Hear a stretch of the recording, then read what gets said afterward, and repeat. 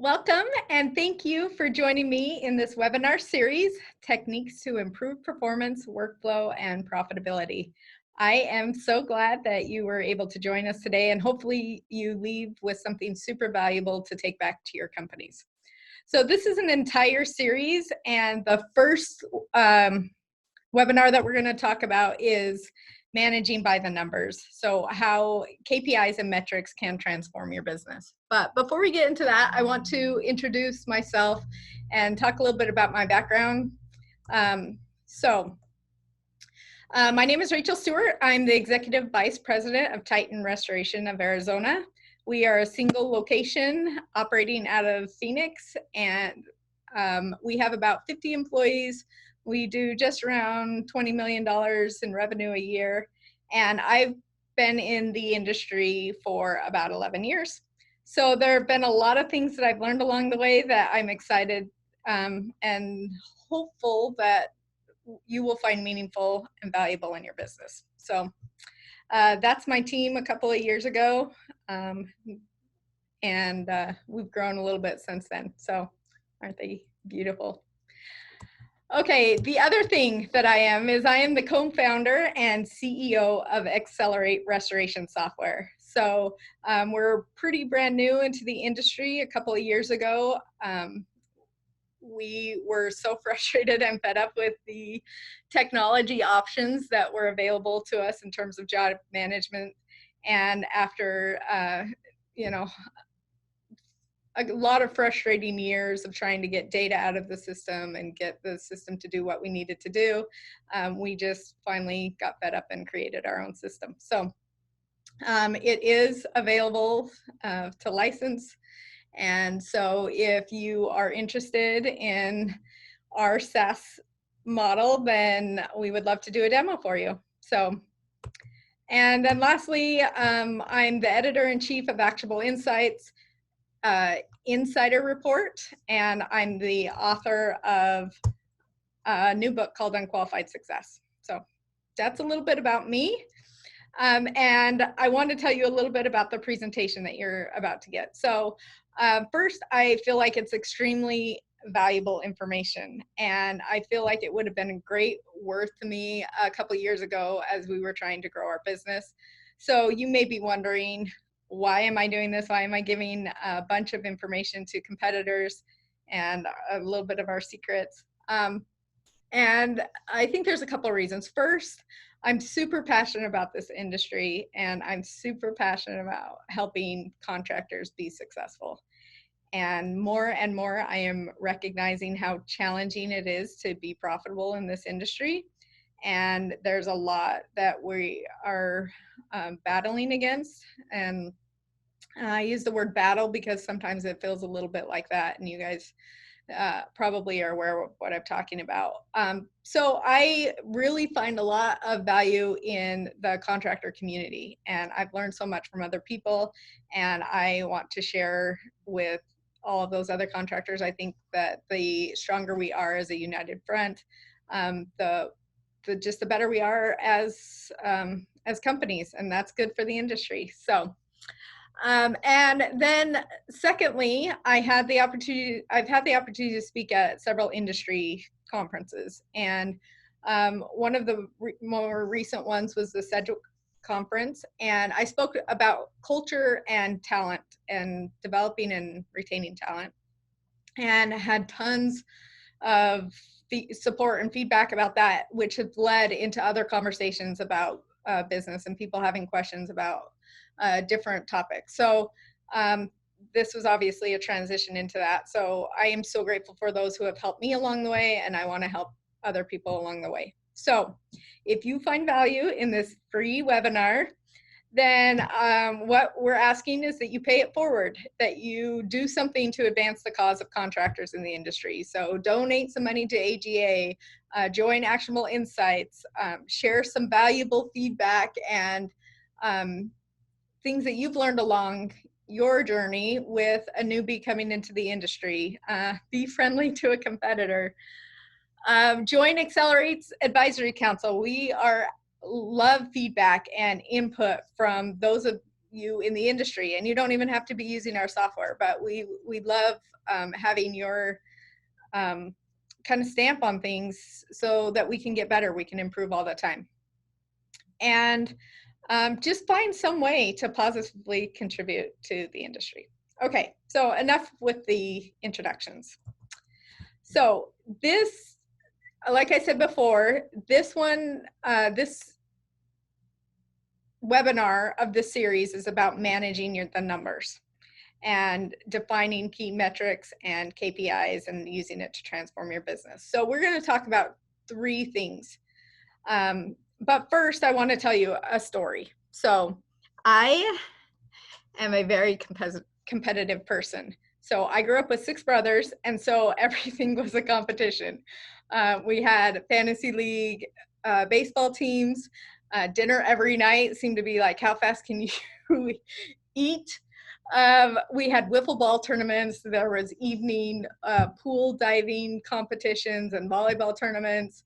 And so this may give you an indication of how extreme it got. We even had something that was called Sunday baseball, which on Sunday we did not play sports or do outdoor activities. So we had Sunday baseball, which you had to answer questions from the Bible or the scriptures, and you got certain base points based upon how hard the question was. So for instance, like name the 12 tribes of Israel might be a triple or a double. And we even competed there. So nobody try to Bible bash me. I might know some scriptures. Okay, anyway, so we got very carried away with this. So the score was always very important to me. And you may ask why this is important. Well, I think it translates into our businesses every day because your A players, your employees need to know what the score is. They need to know if they're winning. They need to know what they're losing. They need to know the name, like the rules of the game and how they're doing. So, I also have a 5-year-old son, and last year he started T-ball. And for those of you who don't know, in T-ball, apparently you don't keep score. So they're just trying to teach these 5-year-olds how to run the correct way around the bases and what a baseball glove is, and to not pick the grass and pay attention. So they do not keep score, but hopefully your business has moved past T-ball stage and you're getting serious about what you're doing. And if you're doing that, then you need to be keeping score. So what does that mean? Okay. First of all, you need to define what the rules are. And so this is important because it's the baseline for all your results. You need to have a clear understanding of what your objectives are. And this may seem very obvious, but I think it is a big mistake that so many contractors, including ourselves, we were doing this all of the time, which was we had this very generic, hey, we want to grow, and we didn't have a very well-defined strategy on how that was going to happen or the KPIs that led up to that. So those of you who don't know what a KPI is, it's a key performance indicator. And when you get these key performance indicators right, you'll be able to know whether, if you're hitting all of your key performance indicators, then you should be able on target to hit your goals. So, do you know what your goals are for your company in 1 year, 3 years, 5 years? Do you know what that looks like? Do you know, have you defined that, and do you know what you need to do in order to get it? And I would say that there is no right way to do this. Every company is different. Your market opportunity is different. Your strategies are different. The resources at your disposal are different. So I just want to make that very clear going into this, that this is not about what your strategy is. It's how you are tracking your strategy. So once you have your strategy, then it is creating those key performance indicators for every single role and every single person in your company, okay? So that is number 1, define those rules. So let me give you an example. if you are a contractor who wants to be operating in the healthcare space, then a possible KPI for you or for somebody in your organization would be the number of healthcare meetings with decision makers that are set up per week. And so if you're saying, hey, our target is to have 2 a week or whatever it is, maybe that's stretching it for some of you, maybe that's underperforming for some of you. So you figure out what that is. And then if you're hitting those meetings every single week, then by the end of the quarter, by the end of the year, you'll have hit your target. So that's what a KPI is. So the first thing is to define what the rules are and then set up the metrics that are going to track that. Okay. Secondly, track and post the score. So this may seem, when you relate it to sports, obvious, but I think so many of us, as we're managing our businesses, do not do this. So are we tracking and posting it regularly? So there are a million different ways that this can be done, and at Titan, we've probably tried every single one of them. So I will give you some examples. So we have glass windows. We have glass windows throughout our office. So I will just turn this really quick and show you. So there's glass windows. You see that? Okay. We have glass windows all throughout our office. And so originally, I think we were tracking by setting up all of our KPIs on these glass windows. And so we'd write them and people would see them and walk by and everything like that. So that was a pretty good method, but it tended to get a little bit messy, but it worked really well. So that's one way we've tracked them. We also have these big screen TV monitors and we put them up there. So every week we post onto the big screen what everybody's KPIs are and how we're doing as a company to hit our KPIs. So that has worked fairly well as well. Also, I think the one that we're using right now, actually I know the one that we're using right now, is that it's super easy for us to gather this information out of Xcelerate. So we're sending it out in email. And because we have access to so much information and the KPIs have gotten a little bit more in depth, it's super easy to share it that way. And I'll give you some examples of that later. So after you have defined what the rules are and set up some KPIs, then you're tracking it and posting it. And then you're celebrating that, right? As people are hitting their KPIs, as people are reporting those KPIs, as you're putting up on the wall and talking about it, everybody knows what the score is. So, which leads me, oh wow, sorry about that. So that was post the score. Number 3 is manage the game. Okay, so number 3, once you have all the rules and objectives defined and everybody is working in the same direction, then it makes it very easy to spot weaknesses. It makes it very easy to see opportunities and where your strategy could change and tweak. And this accountability will start a whole other level of results for you. So that allows you to really take it to the next level and be able to move in a way that's going to be advantageous to you to get to where you want to be. So I'm going to give you a little application and examples of the way that you can do this, that you can define, you can track those KPIs, and that you can manage.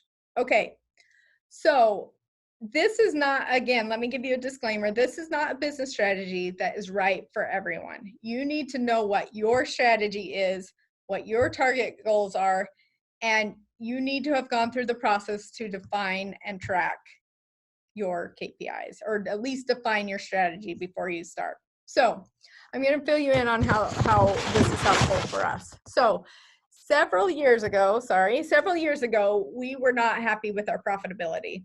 And a lot of that boiled down to what we saw as inefficiency for our company.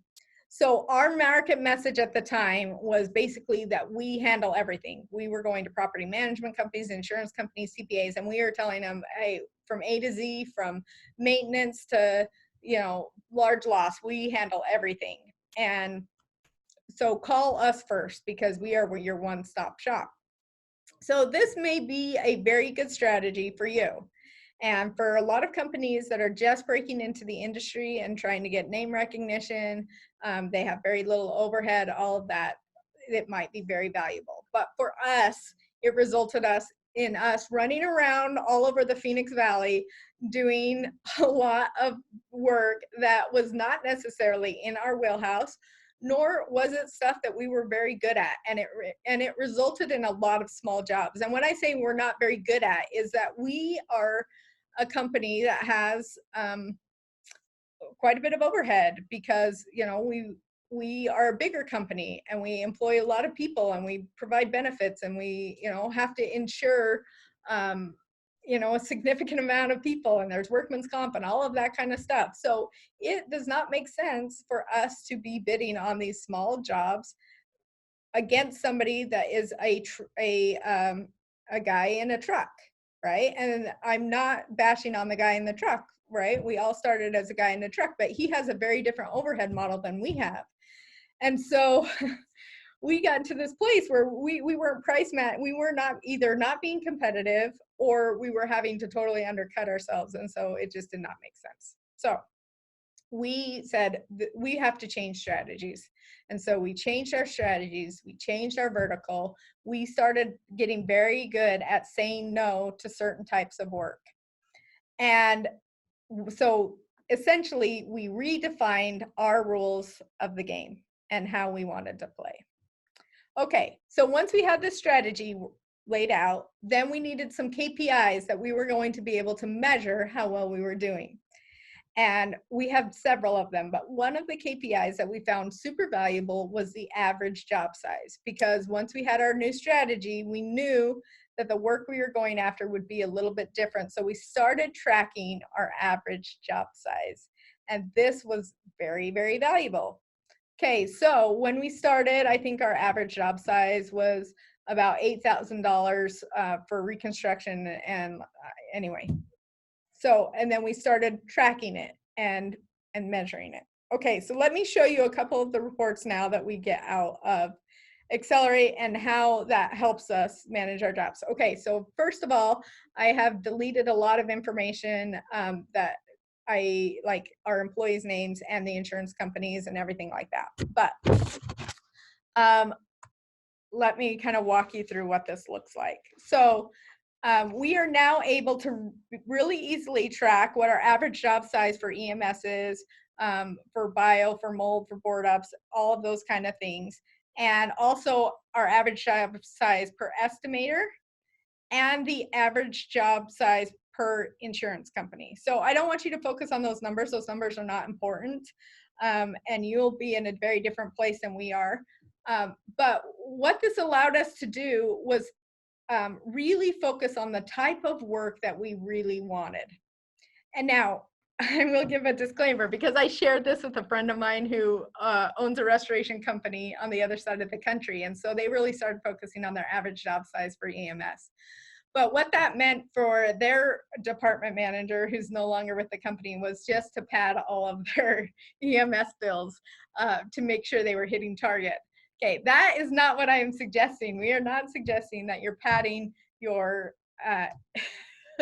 your estimates by doing this. What I'm saying is you're focused on a different type of work. Okay, so we did that for EMS and we did that for non-EMS, and we were able to kind of see what our average job size is for the different areas that we focus: reconstruction, contents, asbestos, and so forth. Who our estimators are, and their relationships that are producing that kind of work, and then all of the insurance carriers, like how many files and what their average job size. And by taking a look at this information, one, it helps us target specifically like the work that we want. Number two, it helps us give a good snapshot of where our estimators are, where their relationships are, where their skill is in estimating, and how they're able to close those accounts. And it tells us where we're moving as a company. So where we started at 8,000 and where we are right now. Now, I'm not saying that big is always better. That is not the point of this. For you, a smaller job size may be what you want, and you're making it up in volume, and you guys are really nimble and stuff. We are not that company, and so that was not our model. Okay. So that led into a discussion about close ratio. And so at the time, we had a really high close ratio. We wanted to close everything. And we had to start having a discussion that, hey, we want to change what our expectation is. And so we are okay saying no, which means that our close ratio dropped. And we were okay with that. Now, we're not okay with it dropping like it did here in June. So that's not something that we were happy with, but being able to track this and how it's weathering over time and some of the things and ways that we are making improvements in our business. So this is a really, really valuable tool is using close ratio as a KPI.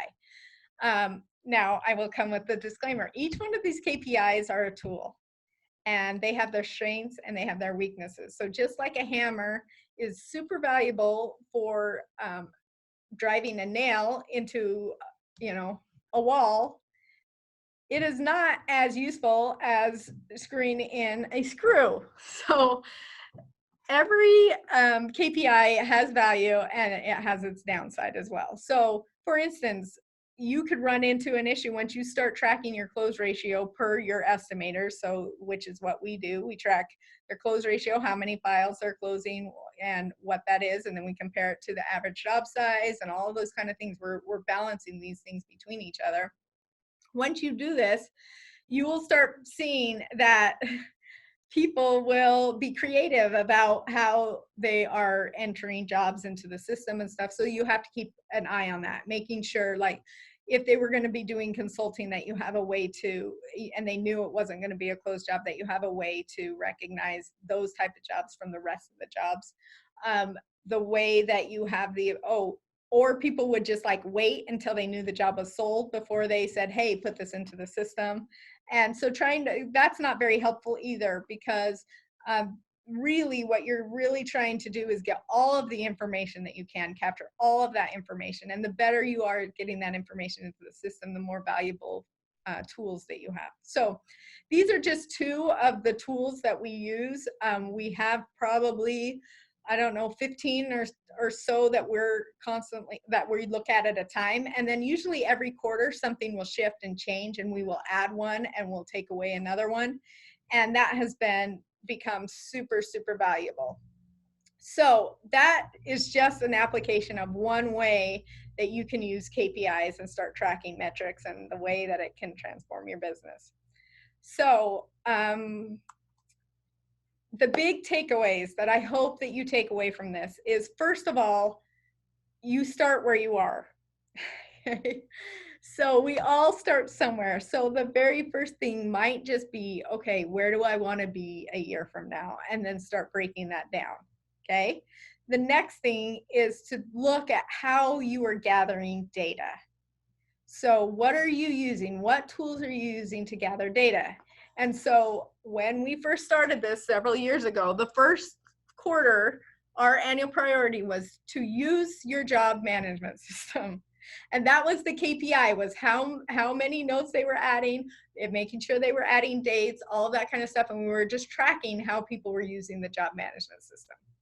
And then I had a dream that one day there would be a job management system that it would not be so difficult to get people who were doing their job to get that information into a system. So different from pressing buttons, that it would happen in the process of the work they were already doing. And so that is very exciting that we're seeing the fruits of that come about. But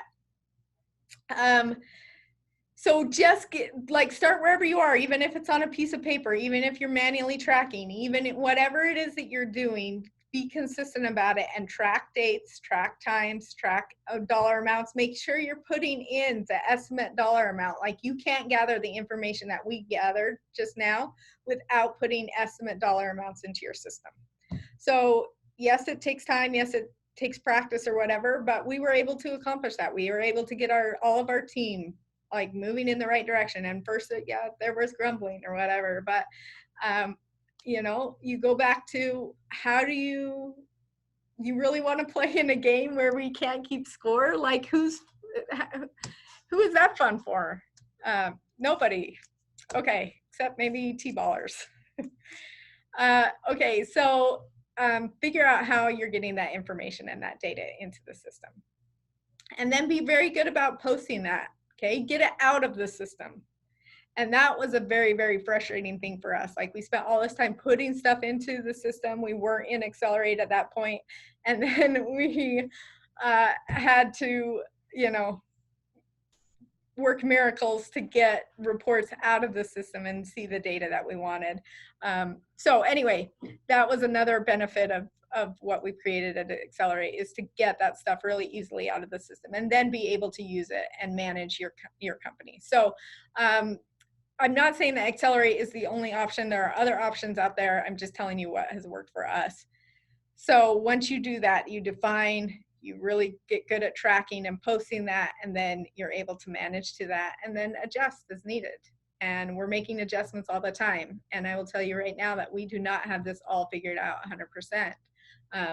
I mean, you guys saw our close ratio in June. Like, I don't know what happened. Everybody went on vacation. Actually, that is what happened. Everybody did go on vacation in preparation of the monsoons. Anyway, so that is the cyclical nature of our business. And now we know that we are going to have to work really hard to combat against that next year. So what are we going to do differently to prevent that kind of drop in our close ratio and everything? Okay, so that is how your numbers can really transform your business. And I will tell you that we have seen such success in being able to do this and track it regularly.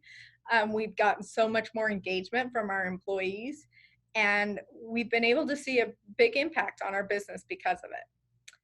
And so if you have any questions, if you do want to be a part of Xcelerate in any way, either to get a demo or to be a part of our advisory council, we have a bunch of members on our advisory council that are on other platforms, and we are totally okay with that. Our mission at Xcelerate is to, again, create a better environment for contractors. And I believe that that happens through competition. So it helps our competitors get better. And that means that all of the contractors get a better product, and we get things that will actually help our business. And I, for one, think that any improvement we have that way is a benefit to the industry and to contractors. So thank you so much for joining me, and we will be sending out the topic for next month shortly, and you can all register for that. And again, I'd appreciate any feedback. So have a great day.